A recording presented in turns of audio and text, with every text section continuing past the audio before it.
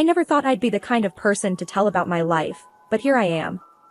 My name is Anna, and I'm 32, stuck in a marriage that's been going downhill for longer than I care to admit.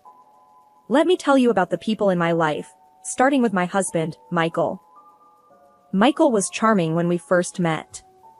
He had this easy smile and a way of making everyone feel important.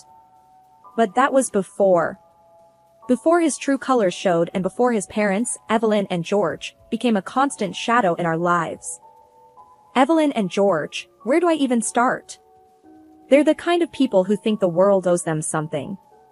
They're Michael's parents, and from day one, they've been a thorn in my side. They're the reason Michael and I are on the brink of divorce. Our story starts on a typical evening at our house. Michael had just come home from work, and I was in the kitchen trying to get dinner ready after a long day at my job. Anna, why isn't dinner ready yet? Michael's voice was sharp, a tone that had become all too familiar. I sighed, feeling the day's fatigue weigh on me. I just got home, Michael. It's been a crazy day at work. He rolled his eyes. Excuses. You know my parents are coming over. They expect a proper meal. Yes, the royal visit. Evelyn and George treated our home like their personal restaurant. They'd come over, criticize my cooking, talk endlessly about their needs and how we should be doing more for them. It was exhausting. Then, as if on cue, the doorbell rang. Michael hurried to open the door, revealing his parents, who barged in as if they owned the place. Anna, dear, I hope you're making something good tonight. We're so tired of the same old dishes, Evelyn said, not even bothering with a hello. George chimed in, yeah, and make sure there's enough. You always cook so little. I clenched my jaw, trying to keep my cool. I'm making spaghetti bolognese. It'll be ready in a bit. Evelyn frowned. Spaghetti? Again? Well, I suppose it'll have to do. The evening went as usual.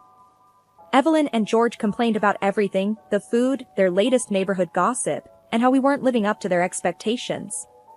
Michael just nodded along, never once standing up for me. After dinner, while I was cleaning up, Michael confronted me in the kitchen.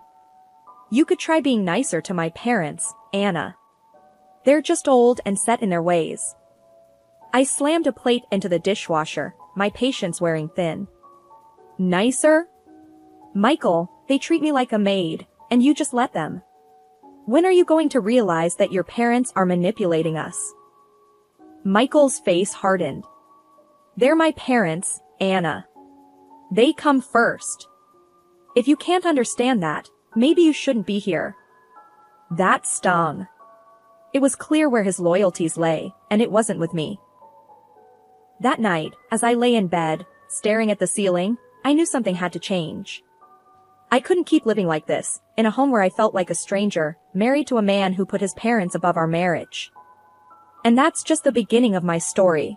A story of how I found myself trapped in a marriage that was nothing like I had imagined, with a husband who had become a stranger and in-laws who saw me as nothing more than someone to use and belittle. If I thought my marriage with Michael was tough, dealing with his parents, Evelyn and George, was a whole different level of challenging. They had this knack for making everything about them, and they were experts at pushing my buttons. Let me paint a picture of a typical Sunday afternoon. Sundays were family days, as Evelyn liked to call them, which basically meant Michael and I had no say in how we spent our time. This particular Sunday, they showed up unannounced, as usual. I opened the door to find Evelyn standing there with her trademark disapproving look. Anna, we need to talk about your garden. It's becoming an eyesore, she said, pushing past me into the house. I bristled at her tone. We've been busy, Evelyn. The garden is not our top priority right now. George followed her in, grumbling, busy doing what? You don't even have kids to take care of. Before I could respond, Michael came in from the living room, all smiles.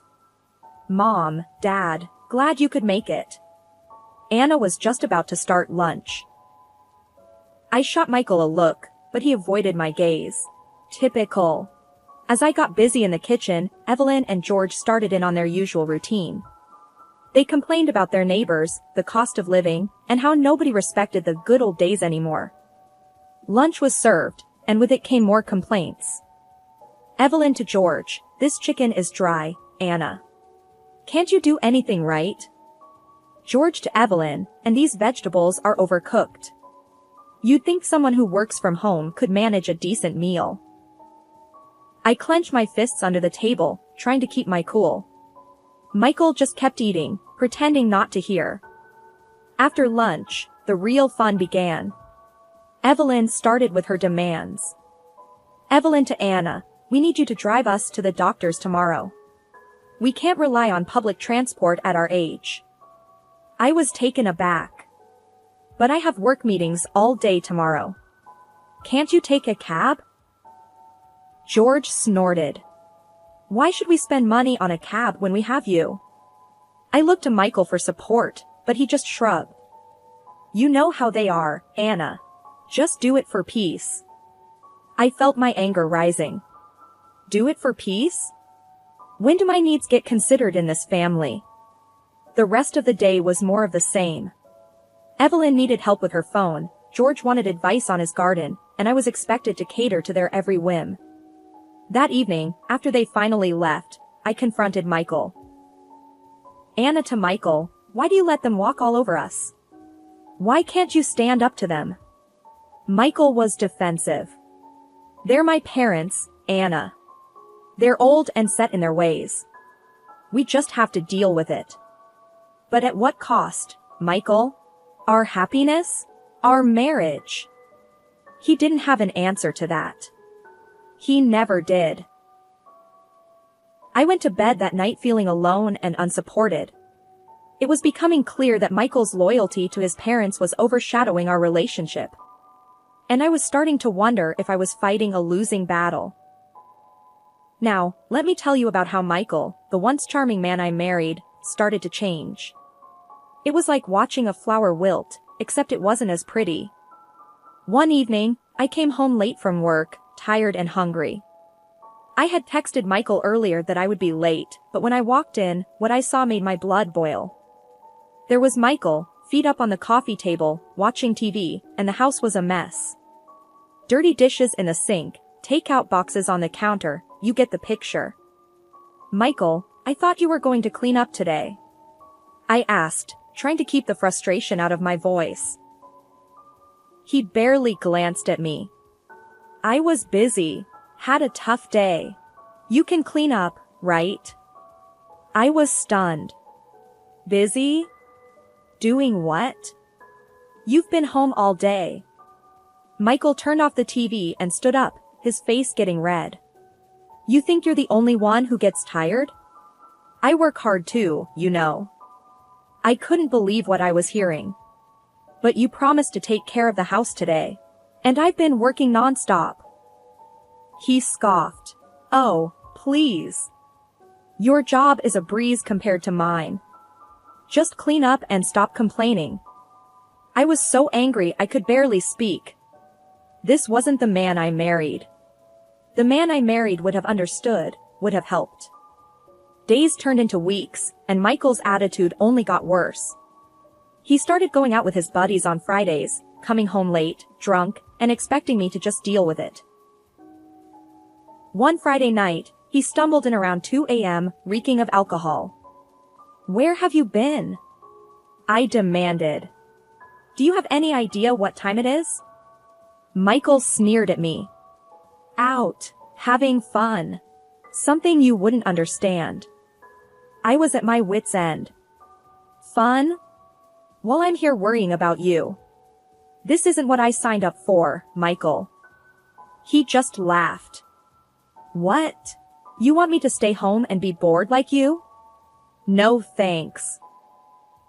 I realized then that Michael wasn't the man I fell in love with anymore. He had become someone else, someone who didn't care about our relationship or my feelings. One night, after another argument about his late nights, I tried to talk to him. "Michael, we need to talk about us." "About our marriage," I said, my voice shaking. He didn't even look at me. What's there to talk about? If you're unhappy, that's your problem. That hit me like a ton of bricks. My problem? Wasn't this our life, our marriage? I thought we were a team, I said, trying to hold back tears. Michael shrugged. Things change, Anna. Maybe you should too. I went to bed that night feeling more alone than ever. It was clear that Michael's transformation wasn't just a phase, it was a complete shift in who he was. And I was left wondering if there was any of the man I married left in him. They say there's a moment in every troubled story when things reach a climax, and for me, that moment came unexpectedly on a crisp Wednesday evening.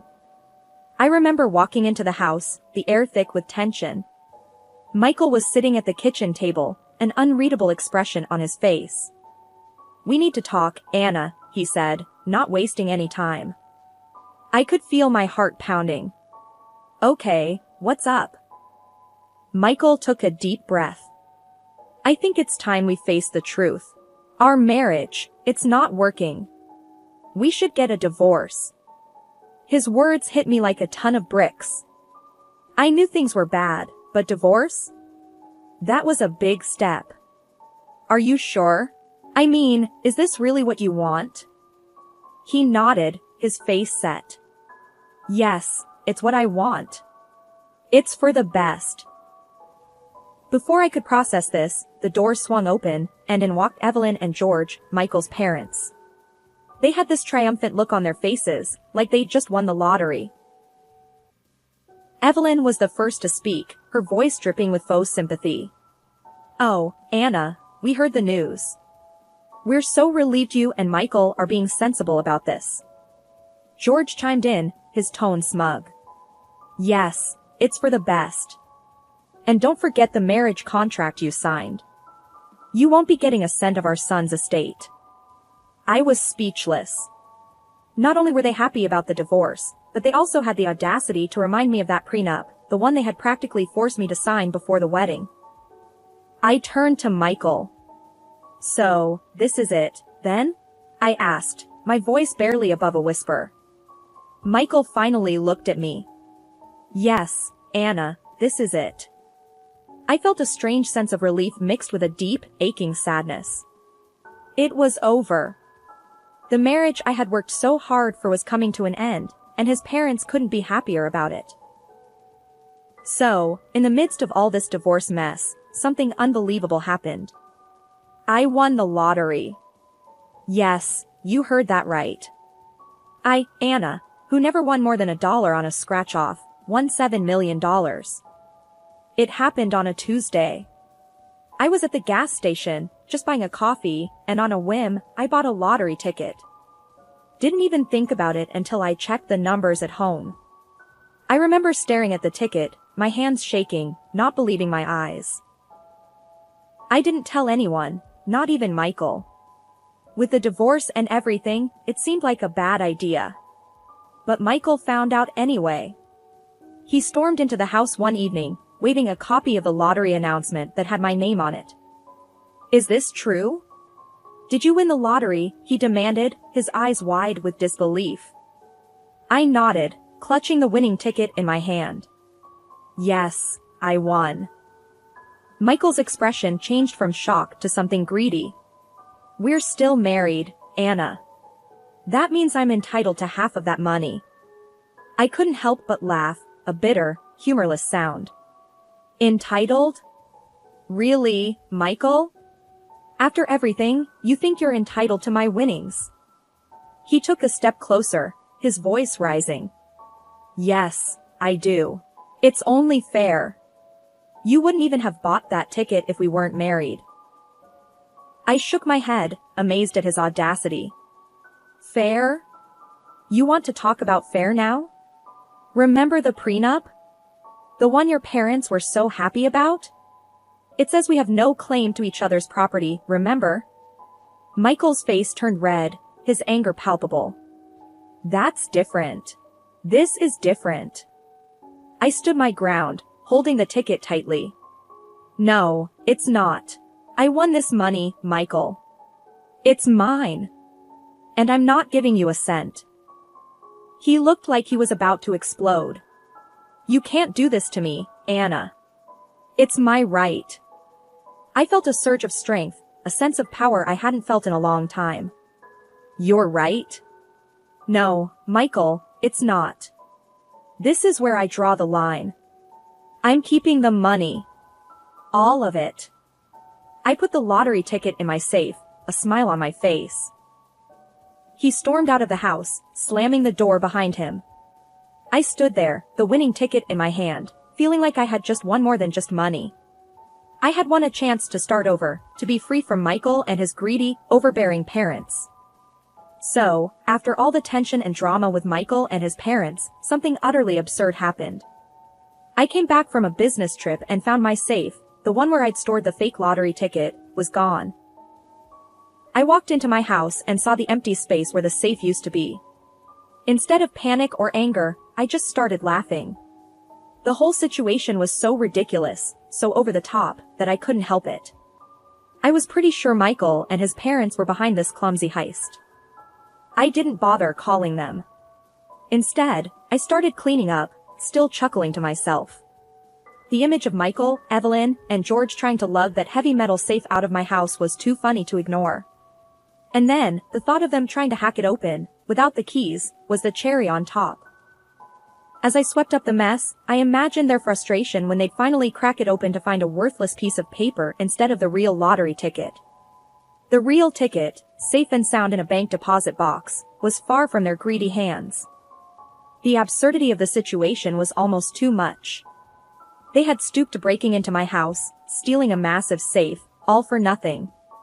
I couldn't decide if it was tragic or hilarious. I sat down on the couch, amidst the disarray of what used to be my living room, still laughing. If they thought they could outsmart me with such a clumsy plan, they were sorely mistaken.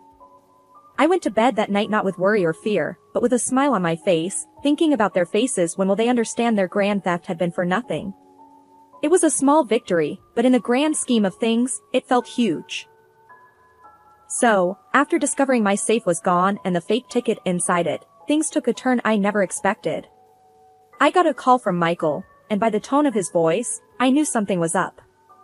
Anna, you have to help us, he said, sounding desperate. I was confused. Help you? What happened? We're at the police station. They arrested us, he blurted out. I smiled. Arrested? For what? For trying to cash in the lottery ticket. But it's a fake, Anna. It's a fake, he almost shouted into the phone. I couldn't help but laugh. Of course, it's a fake, Michael. Did you really think I'd leave the real ticket in the safe after everything? There was silence on the other end, and then Michael said, you need to come here and tell them it's a misunderstanding. I sighed. Fine, I'll be there soon. At the police station, I saw Michael, Evelyn, and George sitting in a holding area. They looked completely bewildered. As I approached, Evelyn called out, Anna, tell them we didn't steal anything. We thought the ticket was real. I looked at them, feeling a strange mix of triumph and pity. You broke into my house and stole my safe. And now you're surprised you got caught. Michael jumped in. But the ticket was fake. You have to tell them it was a misunderstanding. I shook my head. No, Michael. It wasn't a misunderstanding, you stole my safe and now you're facing the consequences. I turned to the police officer. The ticket in the safe was a copy. I made it to put in a frame. The real ticket is in a safety deposit box. The police officer nearby nodded. We need your statement, ma'am, to confirm the theft. As I gave my statement, recounting how they had stolen the safe with the fake ticket, I felt a sense of closure. It was the end of a chapter in my life, one filled with deceit and manipulation. Leaving the station, I couldn't help but feel a little lighter. Michael and his parents had shown their true colors, and now they were the ones in trouble. It was a fitting end to their greed and deceit. So much has happened, but now, I stand on the brink of a new chapter in my life. With the divorce finalized, I've closed a painful chapter. But there's more. Michael and his parents have been charged with theft. The irony of their situation, given all their greed and manipulation, isn't lost on me. Sitting in my lawyer's office, signing the last of the divorce papers, I couldn't help but feel a mix of relief and anticipation. Mr. Thompson, my lawyer, handed me the final document and gave me a reassuring nod. Anna, you're officially divorced now. And with the charges against your ex-husband and his parents, they might be looking at real jail time. How do you feel? He asked, his voice gentle yet professional. I took a deep breath, feeling the weight of my words. Honestly, Mr. Thompson, I feel like I can finally breathe. It's been a long road, but I'm ready to move on. He smiled, understandingly. Just remember, you have a new life ahead of you. A life with endless possibilities and a substantial lottery win to help you along the way. I smiled back, feeling a sense of empowerment. Oh, I have plans, Mr. Thompson. Travel, new experiences, and maybe a bit of adventure. It's time I lived life for myself. Stepping out of the office, I felt lighter, like a burden had been lifted off my shoulders. As I walked, I dialed my best friend, Lisa. Lisa, it's official. I'm divorced, and Michael and his parents, they're facing the consequences of their actions, I said, a small smile on my lips. Lisa's voice was full of support. Anna, I'm so proud of you. You've come out of this stronger than ever. So, what's next for you? I gazed down the bustling street, my heart full of hope. I'm going to travel, see the world. I want to experience everything I've missed out on. That's amazing, Anna.